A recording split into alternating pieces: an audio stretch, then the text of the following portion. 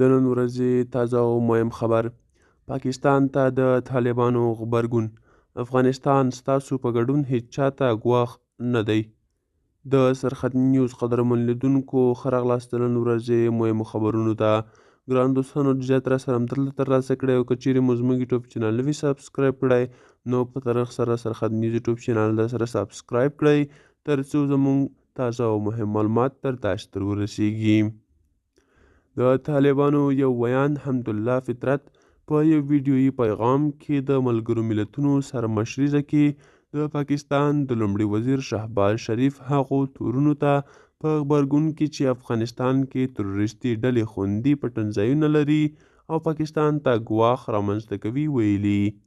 طالبان تل د ګاونډیو هیوادونو د مثبت سیاست هرکلی کوي او په ورته مهال ډاډ ورکوي چې هیڅکله نه پاکستان او نه هم کوم بل هیواد ته ګواښ جوړوي. نوموړی ټینګار کوي چې طالبان هیڅ ډلې ته د چا پر ضد افغانستان کې د فعالیت اجازه نه ورکوي.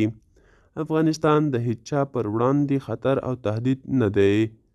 بهرنیو ډلو ته د فعالیت اجازه نه ورکوو او نه هم چاته اجازه ورکوو چې د افغانستان له خاورې نورو ته تهدید جوړ کړي.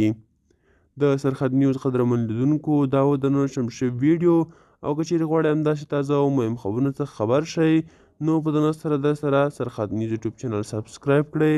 تر بیا هم په الله سپارم. ښې چارې ښه وخت.